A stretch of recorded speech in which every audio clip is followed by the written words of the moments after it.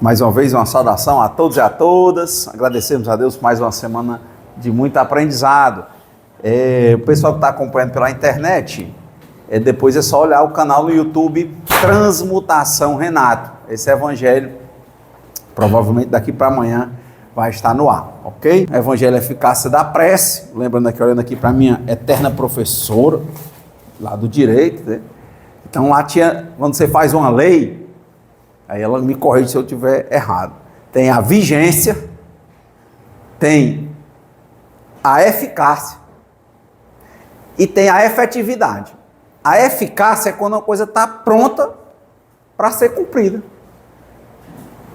Está no ponto, né? E a efetividade é quando ela atinge as finalidades para as quais ela foi criada. Se era para educar, se era para evitar, né? Então aqui nós estamos no nível da eficácia, do nível de que a prece é como uma lei, algo que está ali no ponto para ser usado. Para ser usado. E logicamente, como toda lei é uma regra, mas ela tem exceções. Toda regra tem exceções. Então, no evangelho próximo passado, nós acabamos levantando, é como se esse fosse uma complementariedade.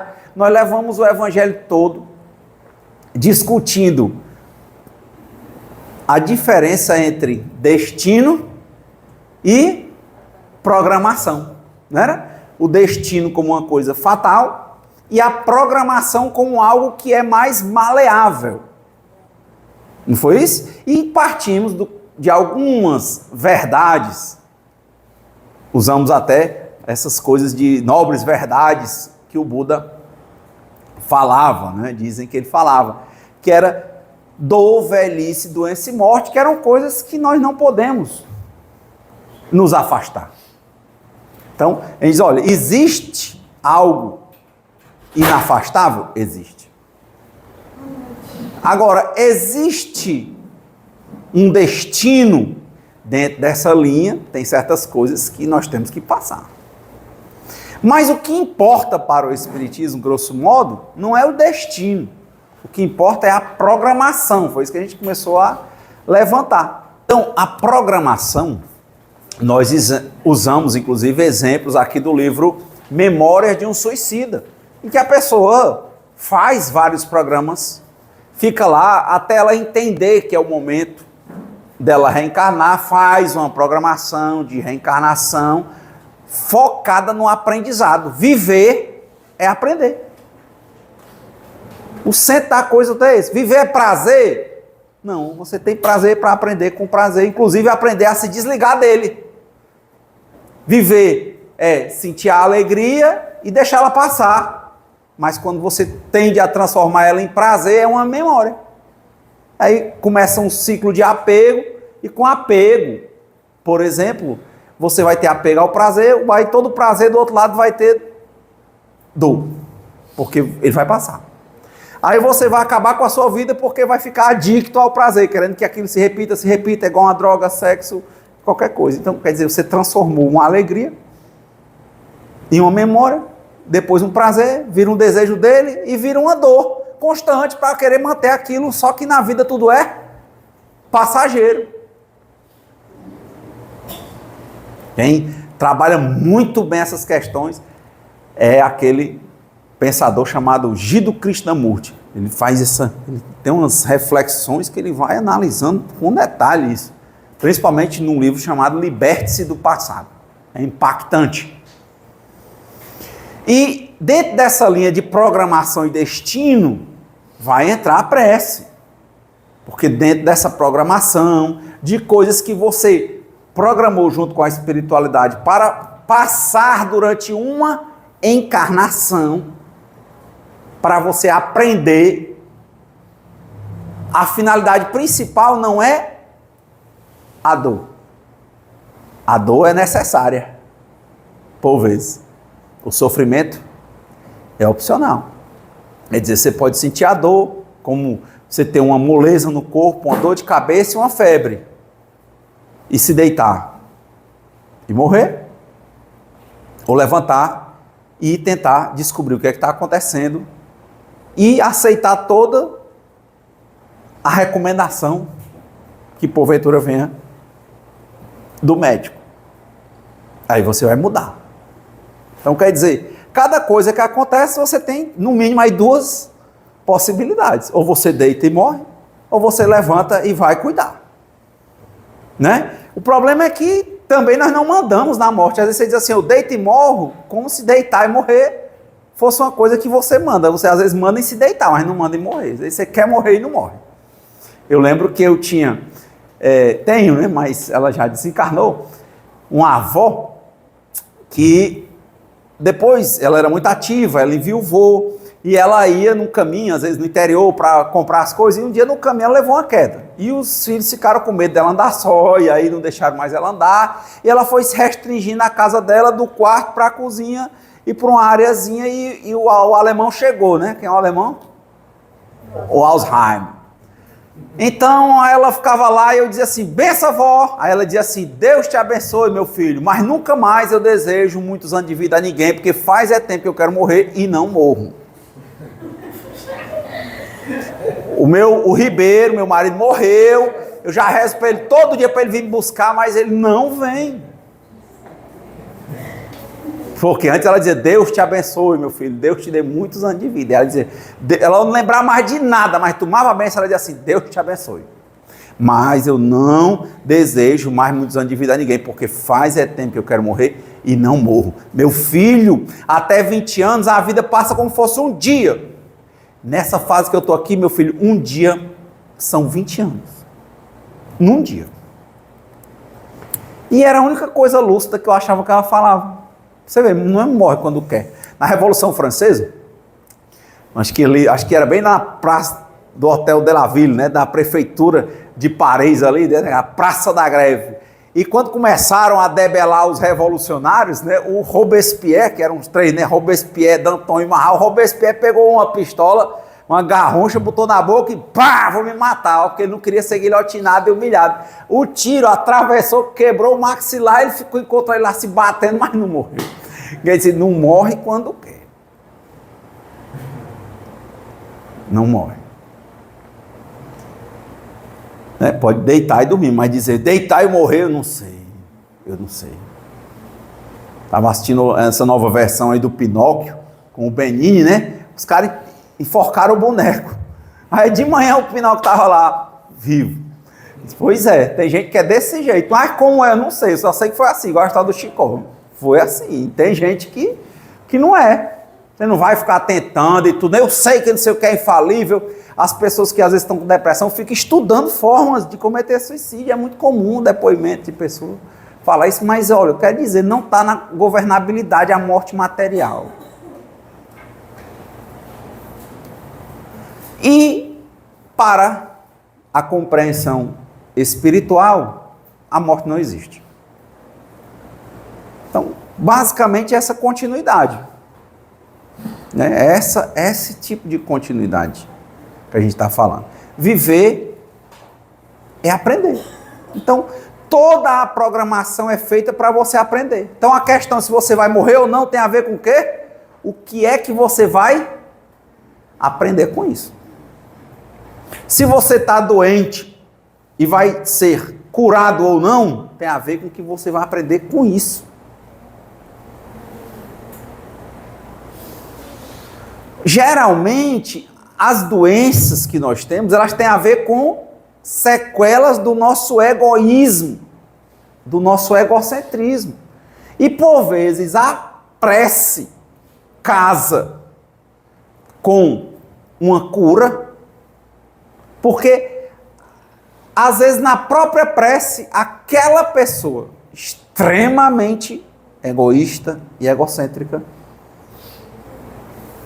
que ia passar, ou estava passando, ou estava programada para passar por um processo profundo de dor com a doença,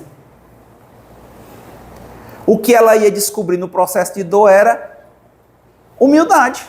Poderia descobrir o que é precisar dos outros, o que é andar na mão dos outros, o que é precisar de médico, precisar do enfermeiro, precisar comer no horário, tomar o remédio certo. Humildade. E às vezes essa pessoa que o ego dela estava tão alto que ela acha que Deus é um empregado dela, ou ele é um empregado do mundo como ela diz assim, bom, cada um tem seu trabalho. Deus é um bom empregado, ele vai fazer o trabalho dele. Então, se ele sabe que eu estou doente, ele vai trabalhar para me cuidar. Na verdade, isso aí é mais uma materialização do egoísmo dela, porque ela não tem a humildade de enxergar. Foi o evangelho que eu coloquei no canal último, né? Foi feito domingo, lá no outro centro. Que a interdependência é mais importante, mais poderosa do que a independência. Então ela quer ser autossuficiente. É uma das maiores mazelas que o egoísta e o egocêntrico têm. Quando eu estou recaído na minha codependência, ativo na minha neurose, né, problema com as minhas emoções, meu amigo. Aí a primeira marca que aparece logo é o quê? É essa tal de autossuficiência. É querer achar que eu posso tudo sozinho. E que quem tem que fazer algo deve fazer independentemente de eu falar. Por vezes, às vezes aquela pessoa fica esperando a outra. Ela não diz assim, ei, tu não vai fazer isso não. Ela fica esperando a outra errar para ela passar na cara. Ou para querer jogar contra a pessoa. Olha aí, tá vendo? Eu sabia, eu tô só esperando ele cair. Tinha a oportunidade de conversar, porque nem sempre também a gente tem a oportunidade. Muitas vezes, como diz a programação de anônimos, né, quem vai ensinar é o fundo de poço. A pessoa não está aberta para escutar. E o que vai amolecer ela é dor. Não é a dor que ensina a gemer? Então, seja nessa encarnação, seja numa próxima ou em algumas próximas, ela amansa. Então, dentro dessa visão, né, de destino, não. Programação, sim.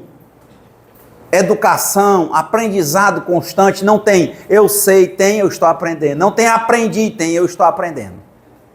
Então, estou aprendendo e vem a questão, por vezes, uma prece de uma pessoa que tem um ego muito alterado, está recaído, é um neurótico, que não está em recuperação, um neurótico nativo, porque neurótico é isso, né? Aquele que tem problema com as emoções. Está na ativa. Então a primeira coisa dele é, lógico, estar ali materializando a coisa da autossuficiência. Quem já viu ou já teve situações assim? Quem já se viu em situação assim, que estava lutando, na verdade, e às vezes se achando em alguns momentos autossuficiente? Quem já passou por isso? Eu já. Isso é horroroso.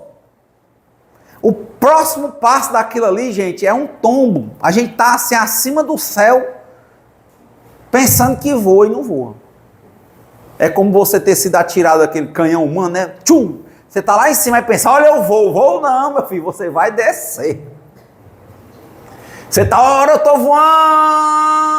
Aí, né? Você foi atirado por um canhão. Aí você está lá, super bem. Aí você está subindo e aí quando começa a descer. E agora? É autossuficiência. Geralmente, quando a gente está nessa, sabe, da autossuficiência, a gente é como a gente estivesse no auge do percurso do tiro do canhão. A gente está lá em cima, sabe? Só que a gente não lembra que foi atirado por um canhão. A gente pensa que subiu e voou sozinho. E pior, pensa que sabe voar. Olha o percurso, ó. Depois, na intensidade que subiu, cai. Do lado da crise de autossuficiência, vem uma depressão profunda. É chão, meu amigo. Não tem título, não tem droga. Por isso que o cara vai outro para esquecer. Diz, eu bebi para esquecer. Aí bebe outro, e outra. E sexo, e drogas ilícitas, droga lícita, e relacionamento doentio, esculhamba um, esculhamba outro, e vai para o centro, e vai para a igreja, e papa evangelho, papa passe, meu amigo. Você vai ter que enxergar. você vai ter que aprender a coisa mais importante da vida, que é prestar atenção para aprender. É aí, nesses momentos, que a prece, por vezes, ela salva. Não é porque foi uma mágica, mas é que, por vezes, aquela programação daquela dor na vida daquela pessoa tinha a ver com ela aprender, dentre várias outras coisas, a ser uma pessoa mais humilde. E às vezes, ela ia passar por todo um processo de dor e mais dor, só para chegar lá, uma hora ela dizer, me ajude. Mas, algumas pessoas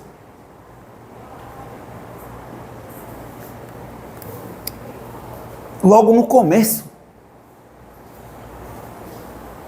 da programação, que os evangélicos chamam de ficar quebrantado, né?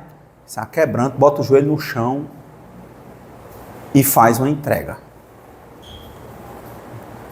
verdadeira, honestidade absoluta com Ele, com Deus, com a vida. Isso é uma vida, é uma postura religiosa. Não importa a religião, postura religiosa. É uma religação profunda, quebrantada mesmo, em que ela, naquele momento, ela está firme de que ela vai fazer o que for necessário, se coloca sob a dependência de Deus. Uma pessoa que estava vivendo na autossuficiência, atirada como uma bala, pensando que sabia voar. Aí ela baixa a bola. E partindo daquela sinceridade que dali sai uma descarga de energia que é capaz, talvez, como uma bomba atômica, de curar ela e quem tem aí perto. Porque é muito... Todo mundo já deve ter tido alguma experiência assim. Um momento, sabe, que você está quebrantado, que você chora, que você se treme todo.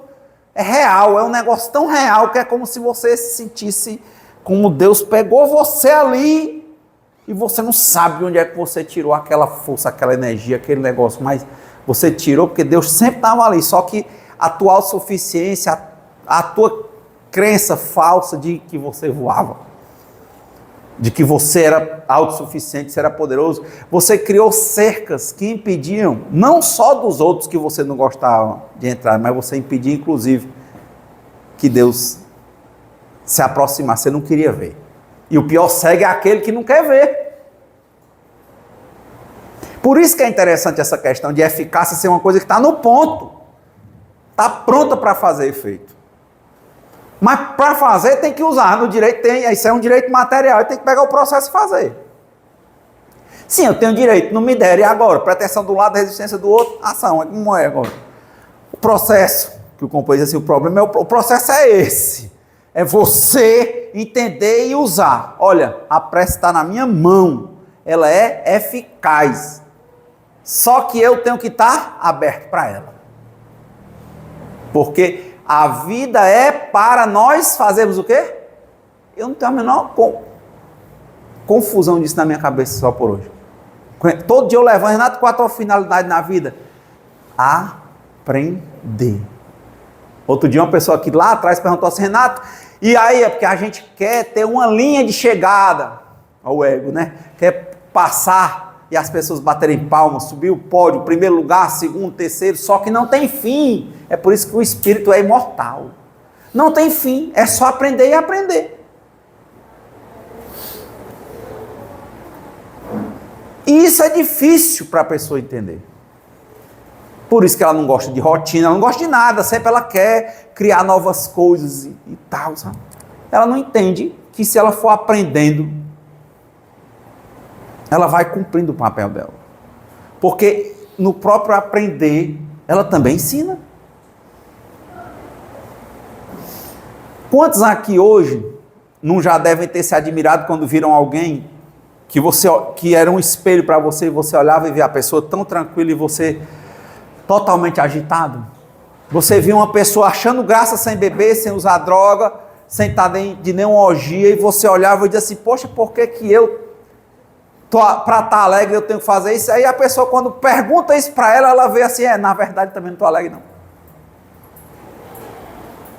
Me lembro de mais uma fala do Divaldo Franco, que conta a história de Cláudio, o imperador, e Messalina.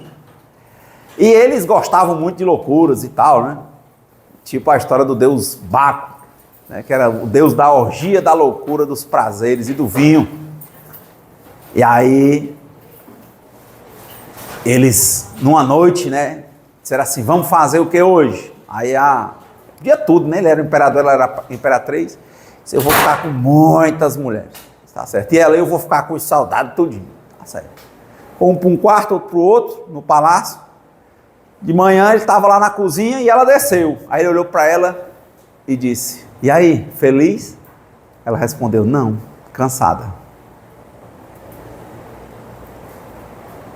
É forte. Muitas vezes a gente está aqui, aí sente um desânimo porque acha que é a rotina, porque a vida da gente, sabe, tua vida é isso, é aprender a sentir o vento e aprender a, quando o vento passar, sentir um pouco de calor. Não, o vento passou, você vai correndo atrás dele. Correu, lá na frente você acha que está alegre, não, você está cansado. Eu estou tão triste hoje, vou beber, vou encher a cara. Aí bebe 1, 2, 3, 4, 5 amanhã, cansado, dor de cabeça. Alegre? Não, cansado. Você saiu para ir buscar alegria. Eu estava alegre, eu não estava, você não estava. Você estava noiado. Ele estava viajando na maionese. Medicado. É um medicamento, é um psicotrópico. Vai rapidamente à mente, ao cérebro, ao sistema nervoso central. Mas alegre não.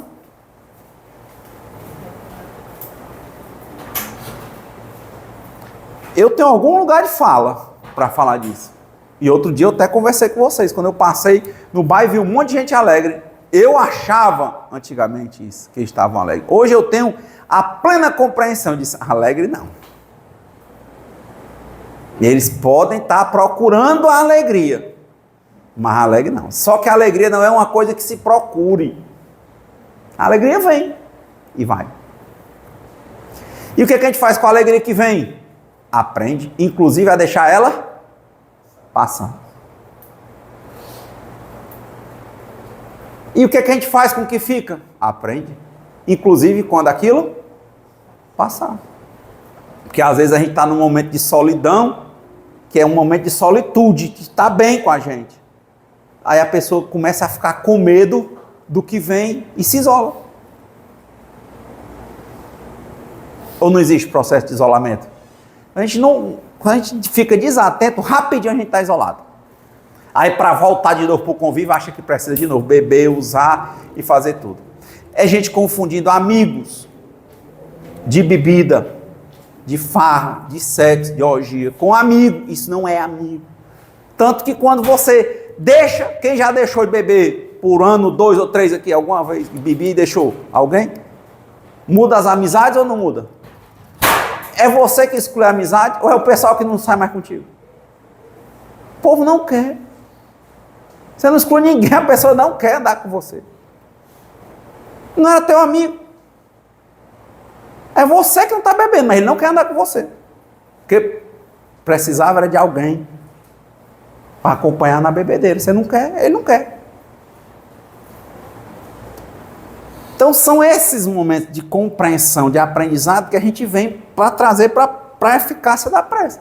Se a vida é um aprendizado, a prece é uma coisa que está ao nosso alcance. E ela faz efeito. Agora, vai ter efetividade. Só que para isso nós temos que estar sintonizados com ela. E sintonizado com a prece é sintonizado conosco, sintonizado com Deus, sintonizado com a vida. Entendendo a vida como essa grande escola, principalmente uma encarnação.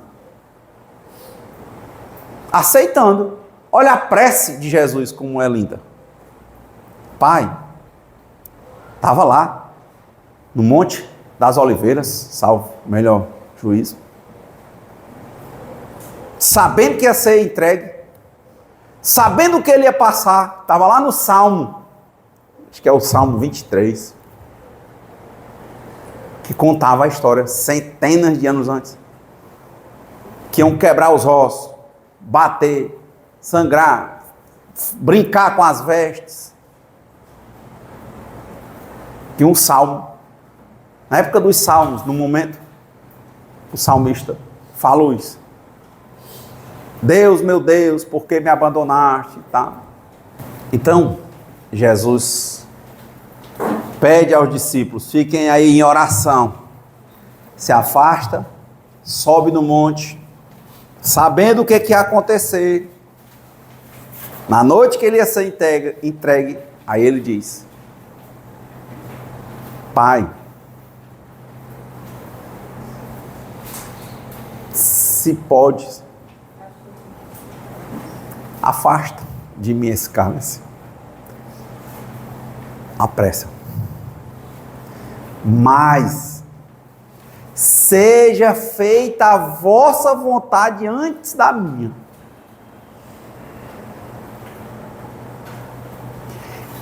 É uma força no que os indianos chamam de musca, no desapego, no desligamento, entende? Ele diz o que ele quer, mas a postura religiosa, né, de religação dele com Deus e com a vida, faz ele entender que ele não é o Senhor da vida, mas existe um Criador. E ele se submete para aprender, não porque é um ser que gosta de sofrer, ou que não pode dizer nada, mas ele sabe que uma existência tem a finalidade de ensinar. A pergunta talvez fosse: pai, eu só posso aprender o que eu vou aprender e ensinar o que eu tenho que ensinar passando por isso, pai? Se for, eu aceito. Se não for, se tiver outro jeito, me mostra. E diz o texto que ele chegou a suar sangue. Teve uma época que o Fantástico, aquele padre Quevedo, desvendando os mistérios bíblicos, acho que era, ele mostrava, né, que os estudos mostram que às vezes quando a pessoa está nervosa demais, ela começa a transpirar e a tensão e a transpiração faz com que alguns vasos se rompam e ao invés de sair suor, sai sangue. Quer dizer, ele estava aflito, mas ao mesmo tempo determinado a fazer o que ele veio fazer, que era aprender e ensinar. Daí, música, o desapego. É um diálogo muito interessante, né? Porque quando desce, ele já vê os discípulos estão dormindo, quando vê já vem Judas com os outros, Pedro já corta a orelha de um soldado, aí ele vai e usa uma prática indiana também, né? Que o Gandhi falava: ahimsa, não violência, guarda a tua espada. Eu entendi o que é que meu pai quer para mim, eu tenho que aprender, passando por isso. Ahimsa, guarda a tua espada, porque quem vive pela espada morre pela espada, né? Ahimsa, paz. Então, ele fez a prece, mas a prece mais respeitosa, como os textos dizem, né? Quando fala do Magnífica de Maria, né? Que é cheia de graça e tal, que sabe, tem aquele, como diz aqui no Ceará, aquele vialejo, né? Para chegar na pessoa, né? Pai nosso que estais no céu, santificado seja o vosso nome, venha a nós o vosso reino, seja feita a vossa vontade, assim na terra como no céu. Ele começa fazendo assim, né? Ave Maria cheia de graça, O Senhor é covô, para dizer uma coisa lá embaixo, bendita sois vós entre as mulheres, bendito é o fruto do vosso ventre, Jesus. Aí, Santa Maria, Mãe de Deus. Aí, lá no final, rogai, só para pedir para ela rogar por ele. Tem um vialejo todinho para dizer assim, rogai por nós pecadores, agora e na hora de nossa morte. Amém. Né? O decorado todinho é só a louvação a Maria. E o Pai Nosso é uma louvação a Deus. Para pedir o que Ele quer. Mas dizendo, ao respeito, seja feita a vossa vontade e não a minha. Por isso que a prece é esse diálogo. Aquebrantado, real. Não precisa estar quebrantado, não é estar chorando e tal. Mas geralmente esses momentos de dor são os momentos aí que a gente fica mais frágil. Mas é uma conversa, por isso que diz que não é para ser decorado aqui no Espiritismo, é para você falar de coração aberto. Sentir. E é essa conversa de uma prece eficaz. É entender que está aqui para aprender e respeitar a vontade do Criador. Dizer o que você quer, até com limite, não por submissão, mas por compreender que não sabe de tudo. Compreender que quando você estava voando ali, aquela história que a gente contou, né, sendo uma bala humana por um canhão, o impulso não foi seu. Que tem um Criador, tem um dono. Então, dentro dessa linha, até mesmo se ele pensasse nele, ele dizia, poxa, mas se por mais que eu veja uma dor agora, eu sei que depois, a vida normalmente as coisas são assim, fácil no começo, difícil depois. Ai, o meu filho tem 40 anos, ainda está lá em casa, o bichão canguruzão. Né? A mãe com a bolsa e o bichão dentro da bolsa da mãe, com 40 anos, com 50, que não pensa. Faça agora, difícil depois. Não é assim, né?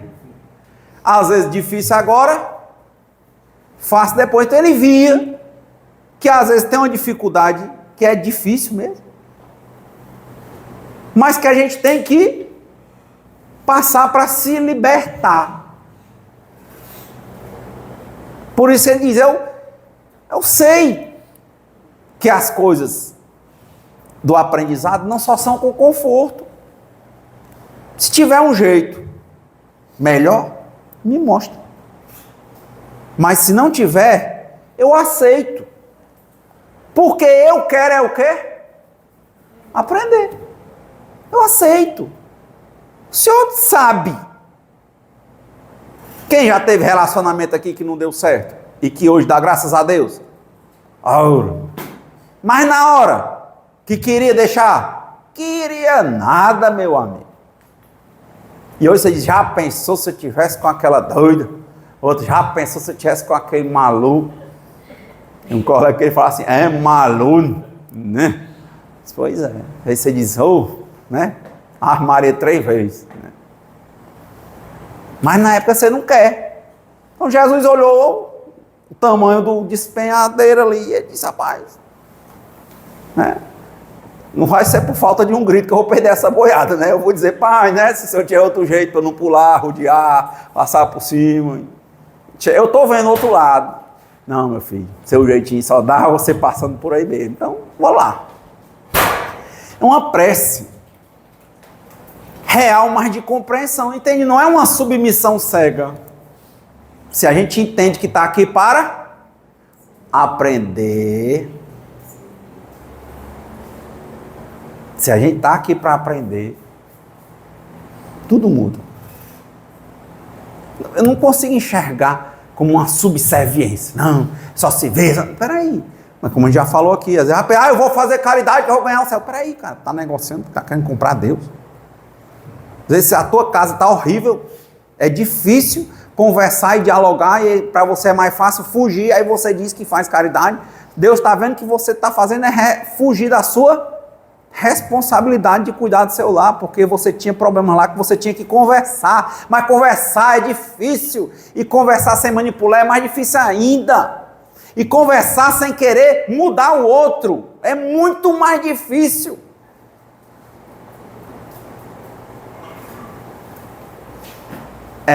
Vou lá pro centro. Vou beber. Vou arrumar outro. Eu vou fazer caridade dia e à noite. Eu vou para reunião de manhã, tarde, noite, madrugada. Não está resolvendo. Quando chegar em casa, o problema está lá. Ele não tira férias. Estamos conseguindo ver essa questão da prece? É racional. É lógico. Se primeiro a gente entende, lembra os conceitos de destino, coisas inafastáveis. As coisas têm um lugar. Então, grosso modo, para a nossa compreensão, Deus está acima de nós. Existe um Criador. Existem coisas inafastáveis, como dor, velhice, doença e morte. Renato é uma criança que nasce e morre, nem envelheceu. Quem é que não envelhece? Ela pode não estar velho, de cabeça branca, mas da hora que ela nasceu, a hora que passou, ela está envelhecendo. Nossas células estão morrendo. Vão se transformando, se multiplicando. Quando a gente vai ficando velho é porque elas não se multiplicam mais com a mesma força. É como bater uma xerox. Xerox da xerox, xerox da xerox, vai ficando uma xerox clara. É por isso que o cabelo fica branco.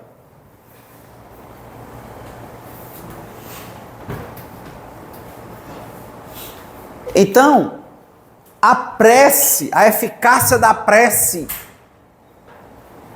nessa linha que nós estamos olhando aqui, tem a ver com isso. Primeiro, ter uma vida religiosa. Renato, ter vida religiosa é ir para o centro espírita? Não. É para a igreja evangélica? Não. É ser muçulmano? Não. É para o centro de Umbanda? Não. Vida religiosa é essa religiosidade de estar sempre se conhecendo, se autocontactando e, consequentemente, quando você se vê, você vê que você não é Deus. Você está conectado com a vida e que tem um Criador dessa vida. A vida religiosa não tem como, sabe, esse caminho constante, essa trindade constante.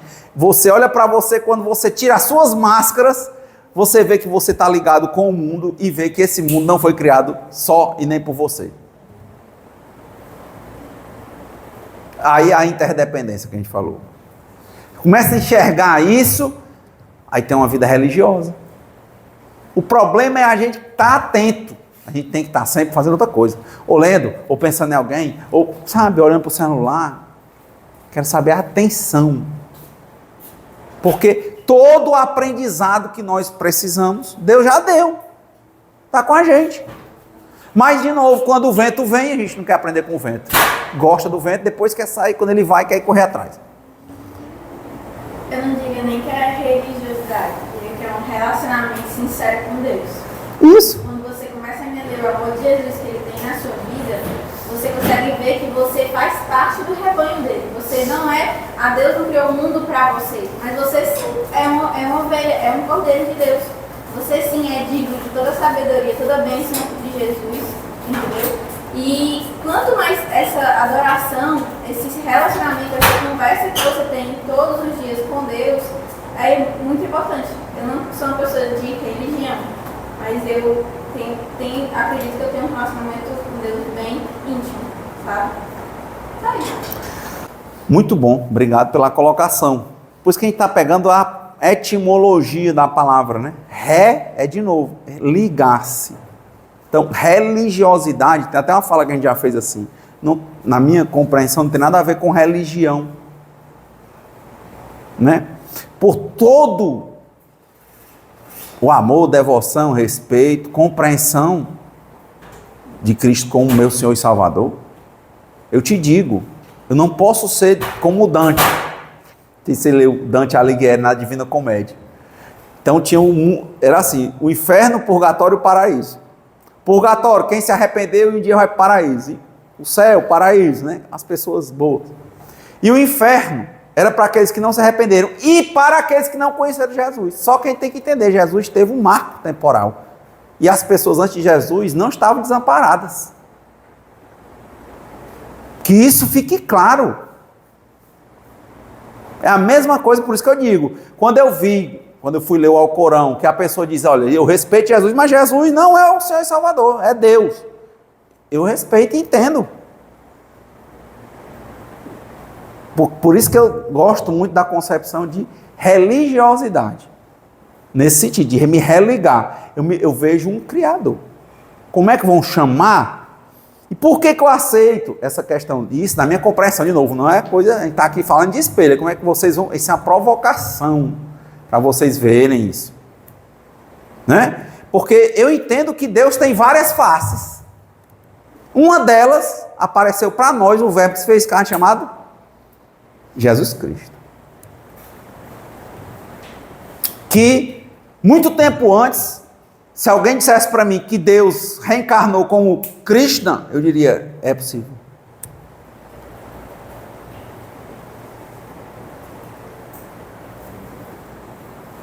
Deus é um só.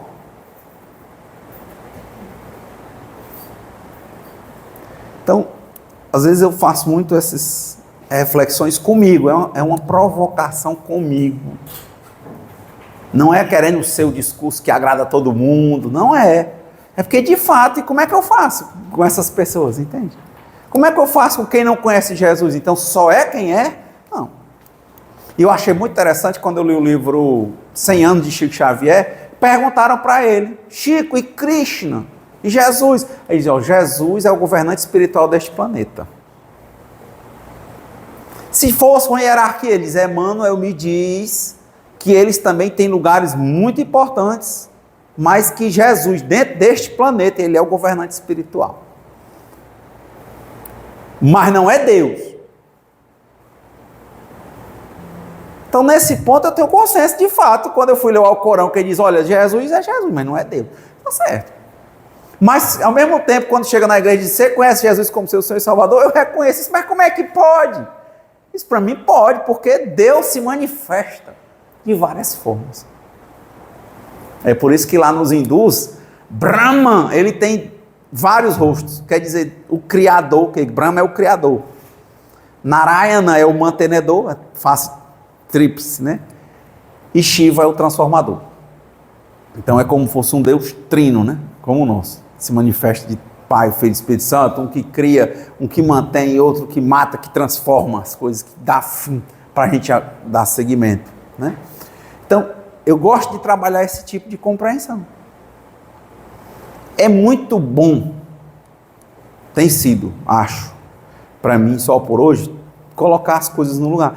Evitar, às vezes, dizer coisas porque a propaganda religiosa está muito aí. Aí eu digo assim, eu não sou religioso, mas eu estou falando coisas que a propaganda religiosa está envenenando minha cabeça. Né? Então eu consigo realmente olhar para Cristo como meu Senhor e Salvador e entender que é como quando eu olho para Cristo, eu estou olhando para Deus. Quando eu olho para Shiva, eu estou olhando também. Culturas diferentes, pessoas que nunca viram falar de Jesus, mas que não vão ter salvação, eu entendo que vai. Mas assim, lógico, é uma compreensão particular. Então, as minhas preces, eu procuro conversar diretamente com Deus na forma que eu sinta naquele momento, porque por trás de tudo está Deus. E sabe qual foi o texto, você que gosta de ler, que eu achei mais interessante, foi quando eu li o livro Mahabharata. Um capítulo do Mahabharata é o Bhagavad Gita. Mensagem do mestre, né? E o Bhagavad Gita, que às vezes sai o livro, só ele mesmo, né? Só o Gita. Que eles acham o capítulo mais importante, né?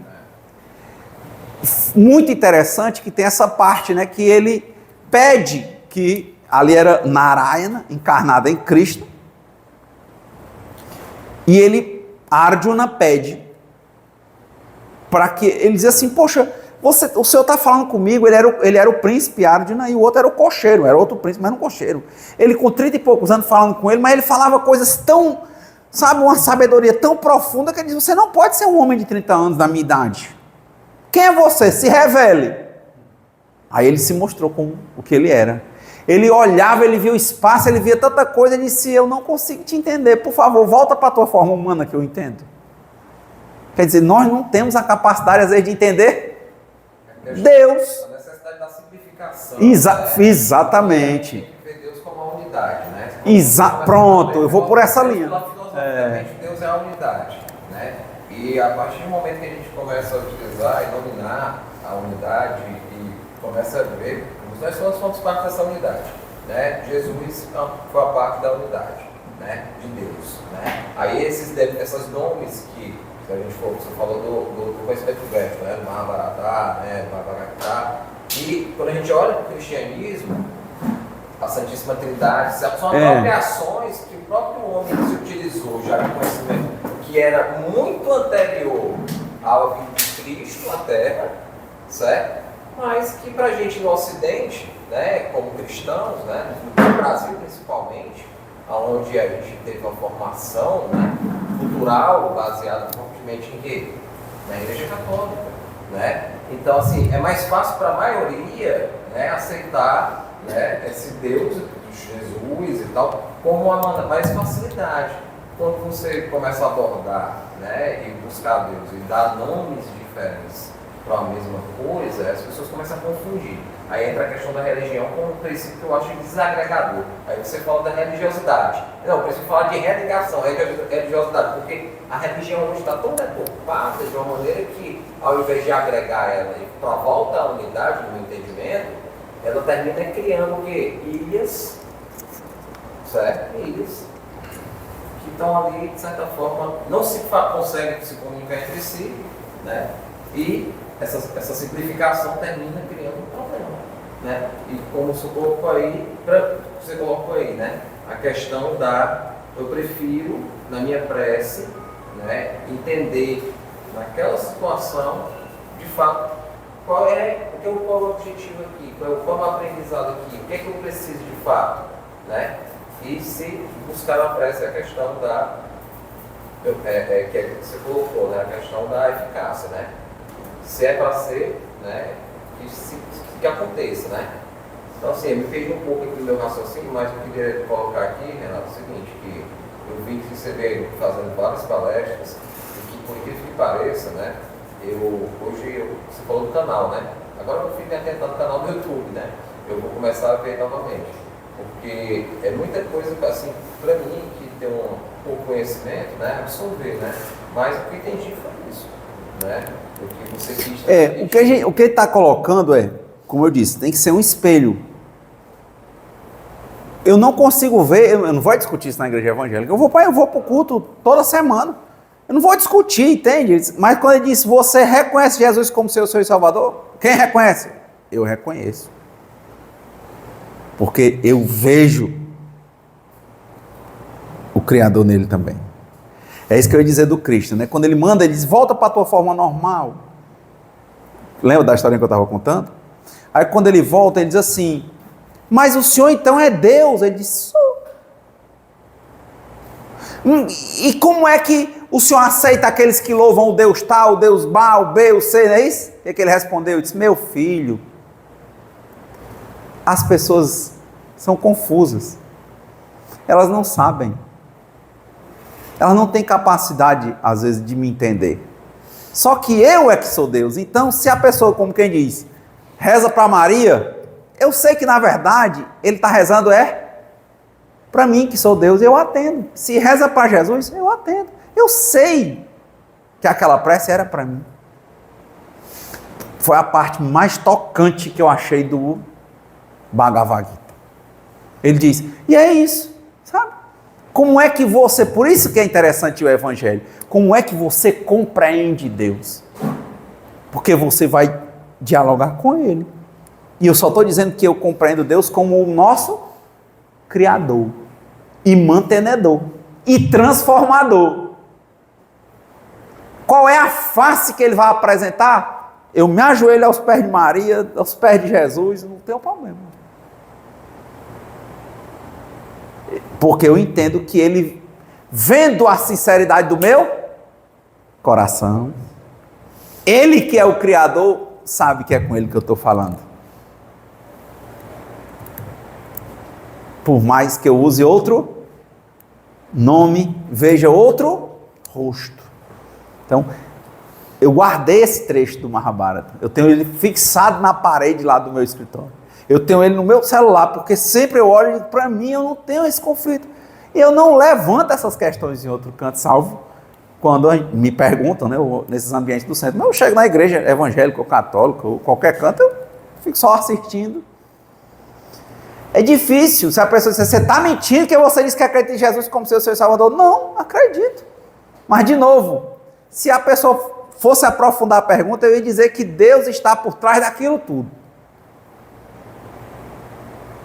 E a depender da sinceridade, da religiosidade, da minha ligação, né? De novo, religação constante minha comigo, com Deus e com a vida, Deus vai me atender.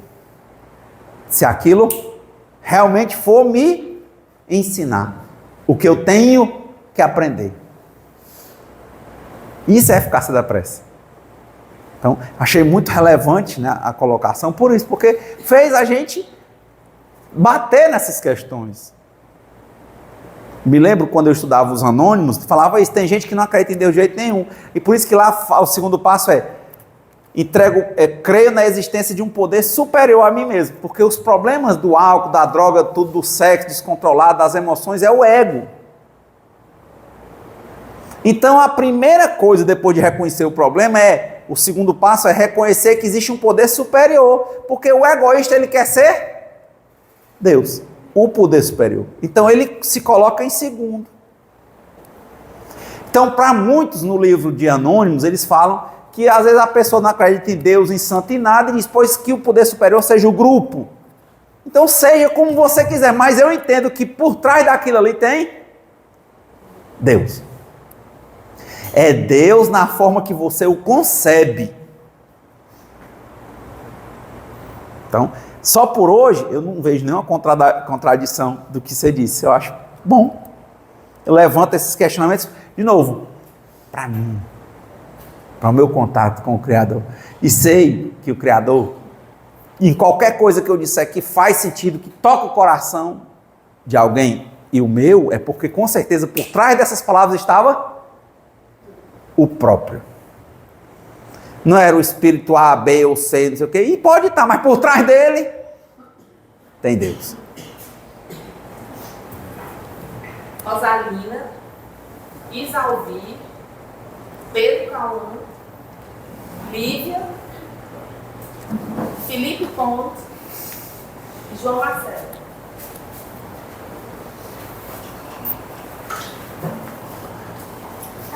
Tá. Então, essa questão de congregar, né, para a prece, ela é muito relevante. Só por hoje, não, tudo bem, tá acabado. É importante que você preste atenção, que eu preste atenção, para a gente aguçar a nossa compreensão. Não tenho, olha, queria muito conhecer o Templo de Salomão, lá em São Paulo. Eu não sou da Igreja Universal. Eu olhei o dia que tinha culto e fui. E assisti o culto, e tinha corrente dos 70, não sei de que, e eu passei no meio, e tudo, e qual é o problema? Eu não via nenhum problema, se você acha, não vá. Renato, e quando tu chegou, tu não foi de novo? Não tive vontade, de qualquer dia se tiver algum espaço, alguma coisa, for para aí, eu vou.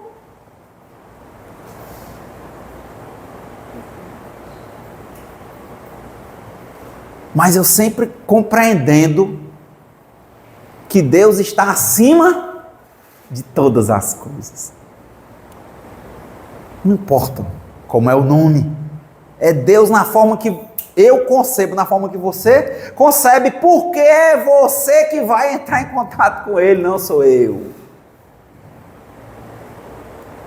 Então não posso estar aqui fazendo propaganda de esse, de aquele outro. Prefiro essa compreensão, que é a que eu tenho utilizado na minha vida. Por isso eu vou. Hoje mesmo eu estava numa reunião aqui há pouco, eu disse, rapaz, eu te vi lá na Igreja Batista Central. Eu disse, viu mesmo? Aí o outro passou por mim, eu te vi lá no Centro Espírita. Viu mesmo? Aí o outro, eu te vi lá no evento da Igreja Católica. Viu sim. Eu vou. Gosto dos ambientes religiosos também. Gosto. Bom, seria ruim se chegasse num canto, né? Os três, cada um que me viu num canto, se confrontasse, aí a pessoa fica perguntando. Na minha família o pessoal pergunta. Como é? As pessoas querem muito um rótulo. Como é que pode o Renato sair do centro espírita no domingo e vai para um culto evangélico? Eu vou. Nunca disseram que não podia ir. Eu vou e acho bom. Eu vejo muito a questão da energia, sabe, Renato? Assim, a preocupação que muitas pessoas têm, né? Eu tenho em relação ao ambiente, com relação à energia que aquele ambiente está me transmitindo. E a gente sabe que, independente da gente estar aqui no centro espírita ou dentro da igreja católica, independente da denominação religiosa, a gente vê que existem energias ali, né? Que estão e que, assim, se eu estiver bem, né? Isso me permitir, aquela vibração, aquela energia, ela vai interferir. Né? É fantástico o que você está dizendo. Assim, por exemplo, eu posso estar aqui num culto onde, por exemplo, quem está conduzindo o culto não necessariamente é aquela vibração, a energia daquilo que eu acho que é Deus ali, certo? É tanto que determinadas igrejas que eu frequentei, quando eu passei, eu via manifestações claras de que haviam energias ali e quem estava conduzindo o culto, né? Que estava falando de Deus, né, de Deus na concepção daquele local, né, para aqueles que estavam ouvindo, né, eu tinha certeza que ali não era, no meu entendimento, na minha ignorância. Por quê? Porque ele conseguia visualizar dentro do ambiente as vibrações iguais a dele. Esse aqui está com isso aqui, esse aqui está com isso aqui. E de fato, havia uma manifestação, não era um teatro, era o quê? Era uma vibração, uma energia que estava com o camarada que estava lá ministrando, certo? A palavra, e que ele conseguia manipular aquela energia ali dentro do ambiente. E as coisas aconteciam, né? E assim, eu olhando meio incrédulo, né? Meio cético, né? Eu disse assim, rapaz, isso aqui não é teatro. Agora, eu, no meio da minha ignorância, eu sei que o que eu estou buscando não está aqui. Porque aquele camarada que está ali falando não está naquilo que eu estou buscando. Que é essa unidade, né? Que é o nome que eu dei para poder chegar e abordar. Pai, eu acho que isso aí não está com a unidade. Né? Então, assim, da mesma forma que essa unidade pode ter vários nomes, eu chamo de unidade. Né? Porque às vezes quando a gente fala de Deus, afasta muita gente. Eu, por exemplo, tenho várias pessoas próximas a mim que, quando eu falava de Deus para elas, porque nós caminhávamos numa trilha onde não existia Deus. Então, a partir do momento que eu comecei a falar de Deus, eu não conseguia falar de energia, eu não conseguia falar de algo bom, porque quando eu falava em Deus, a pessoa fazia assim, ó. Como é seu nome? de Cristo, o cara faz assim, ó. Como é seu nome? Magno. Magno, prazer. Tão bom essa conversa, né? A meu ver, porque eu junto muito com as coisas que eu tenho aprendido, principalmente depois que eu comecei a estudar sobre os anônimos. Essa semana, principalmente uma coisa chamada codependência. Nos anônimos fala assim, olha, você fale somente de você. Use em primeiro lugar. Isso aí é egoísmo? Não é isso. Aqui você está falando de você, é a tua vida, o teu aprendizado. Então, quantas vezes, por exemplo, numa mesa mediúnica, até hoje, eu nunca recebi nenhuma, eu trabalhei muitos anos em mediúnica, nunca recebi uma comunicação, eu só sou doutrinador. Mas, de novo, às vezes vem aquele pensamento, será que essa pessoa está animando ou não está? Pai, não me importa, eu tenho que fazer a minha parte, faz parte do meu aprendizado estar aqui hoje. É como a florzinha que abre, sempre eu gosto de lembrar da flor. A maioria das pessoas acha uma flor linda. E não entende que também é uma flor, que amanhece, aí na hora certa ela se abre, depois na hora se fecha, pega o sol. Não, você se inquieta com a sua vida. E fica olhando para a vida dos outros. Se você estivesse cuidando da sua vida, o pessoal passava, achava bonito, queria ver teu aroma, esperava amanhã você aparecer, desabrochar. Então essa coisa, por isso que eu estou colocando a questão do espelho, é como é para você. Eu não estou atrás da igreja. Em cada canto eu estou me vendo nos cantos. Não importa como é que você se porta. Porque aí eu tenho percebido que às vezes é muita codependência. Eu tenho um padrão que me marcou muito essa semana quando eu estava lendo sobre máscaras. Né? Ah, você tem uma máscara para usar com um amigo, uma máscara para usar com o inimigo, uma máscara para usar com a igreja. Você quer falar de Jesus, não fala porque o tal canto não vão aceitar. Aí tem que falar unidade porque não sei o quê. Será que aí não tem codependência? Eu digo isso para mim nas minhas meditações. Eu digo isso para mim. Porque, como Krishnamurti pergunta, né? Depois que você perceber suas máscaras, que você tirar as máscaras, resta o quê? Você sabe viver com o que resta? Então não me importa se o cara se bate, fala em língua, não fala, meu irmão. A energia, meu irmão, e a minha energia. Como diz o Matutá, pode? Seja, eu digo isso para mim, seja você a mudança que você quer ver no mundo. Não tem nada a ver. Se você sair daqui agora, fosse drogar, se prostituir, eu não tenho nada a ver com o que eu tenho a ver com isso. Aprendi isso nos anônimos. Viva e deixe viver. Dou aos outros o direito de serem como quiserem, mas eu tenho o dever de ser melhor do que eu mesmo a cada dia, sem querer ser melhor do que ninguém.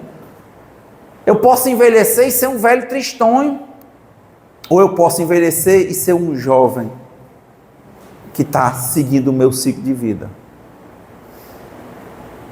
Não tem nada a ver. Muitas vezes é relevante.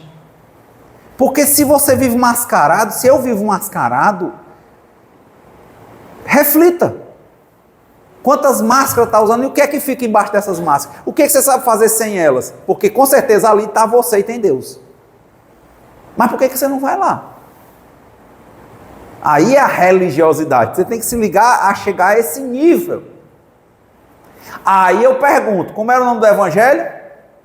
Eficácia da prece. Aí eu te pergunto, você tirar das máscaras, que você vai ver você, o mundo e você com Deus. Tua prece, você acha que a tua prece é a mesma? Ou você está pedindo às vezes para ganhar um dinheiro, para mostrar para os outros que você é rico. Você está pedindo para não passar por certas coisas porque você não quer fazer, às vezes, uma quimioterapia, porque não quer aparecer com o povo com o cabelo caído, que o pessoal vai te achar doente, você não quer sair. Tudo é máscara, tudo é codependência, adicção, escravidão à opinião dos outros. Você não pode o cabelo um dia ficar branco porque vão te achar velho, que a cara tem isso, que tem aquilo. Tira as máscaras para ti. Eu digo isso para mim. Tira. Eu fiquei muito, essa semana, minha meditação, esses 3 dias, foi muito profundo para mim. Eu tive na reunião de neuróticos anônimos conversando sobre isso. Tive na reunião de codependentes, ouvindo pessoas. Porque me impactou muito. Ele só tira a vida e vai aprendendo, mas para tu aprender de verdade, tu tem que escutar de verdade e você tem que ser uma pessoa real. Tira as máscaras e vê o que é que fica.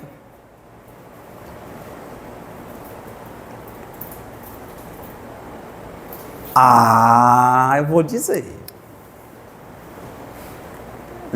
É aí. Prece. É isso. A minha vida, se eu faço isso, eu digo para vocês, a minha vida foi uma prece. Está sendo até agora.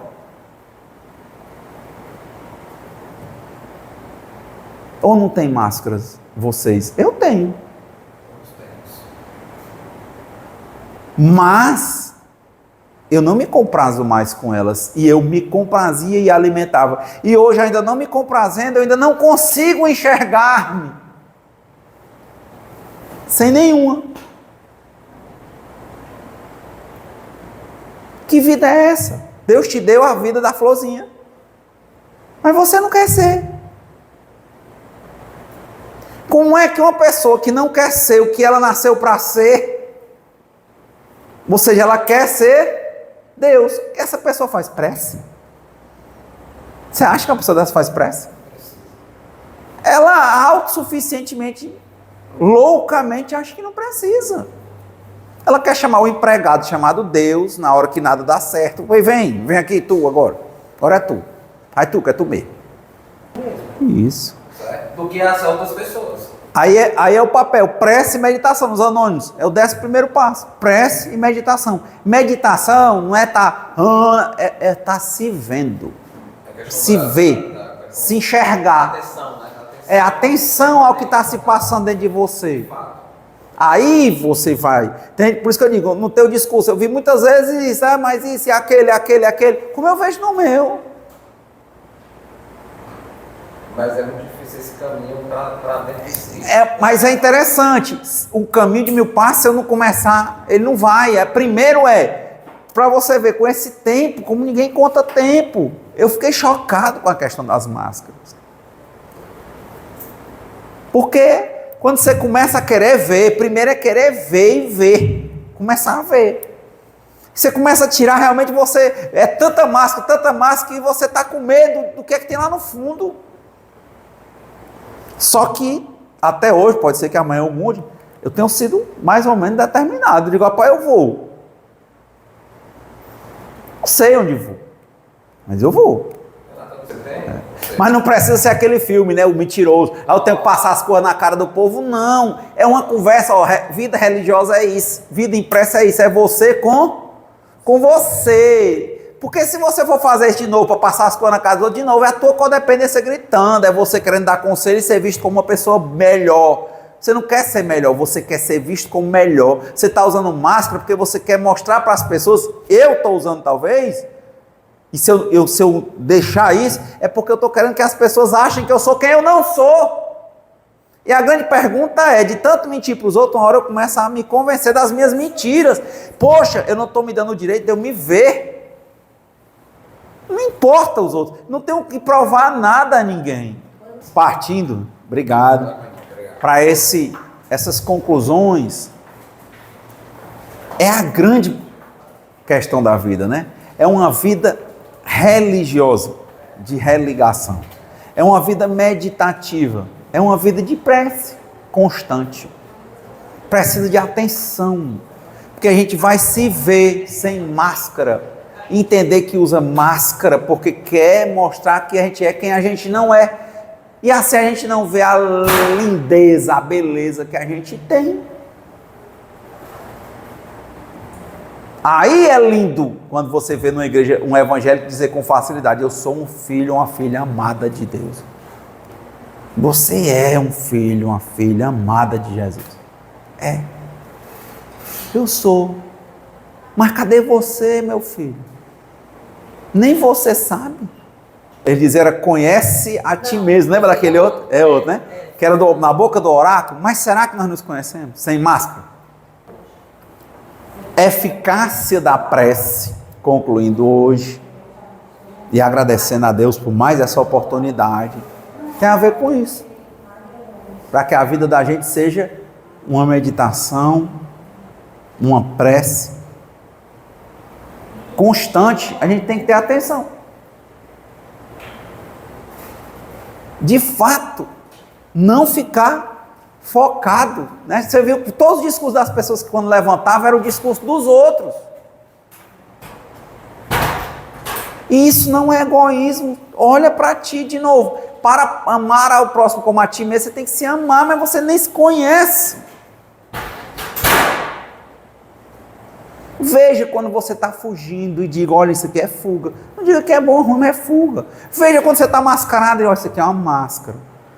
Não precisa, olha, eu estava. Não precisa de discurso para ninguém. Eu estou aqui porque Deus quis, é uma circunstância.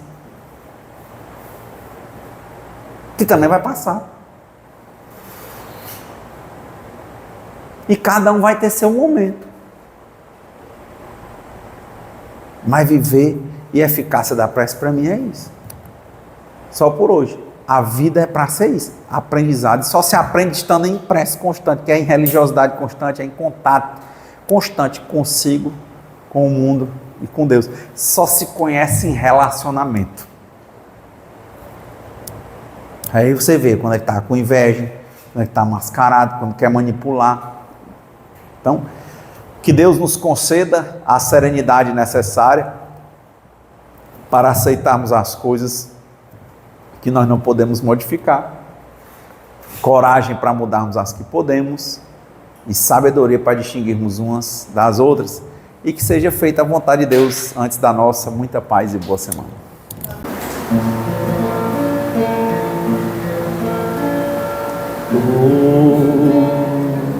Te haverás de dar glória.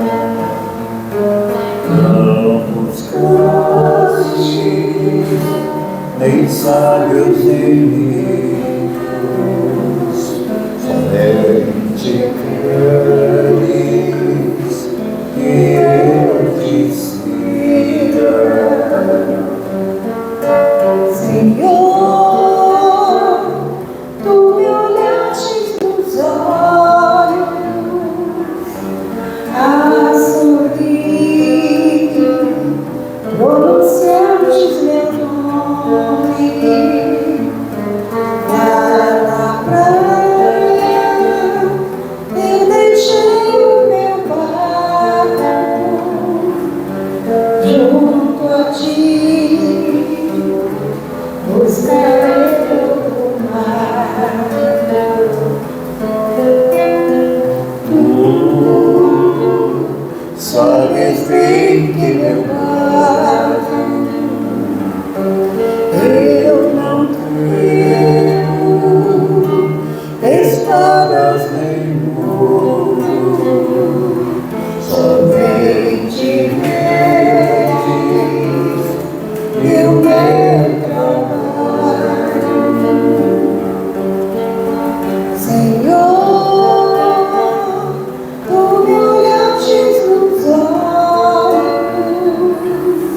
a sorrir, pronunciastes meu nome.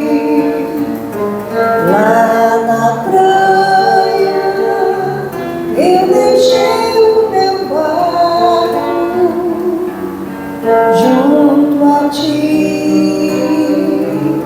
Buscarei outro mar.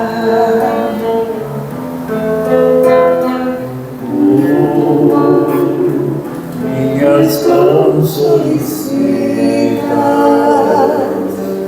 meu cansaço, que a outros descanse, amor que eu veja, seria amor. Senhor, tu me olhastes nos olhos, a sorrir, pronunciastes meu nome.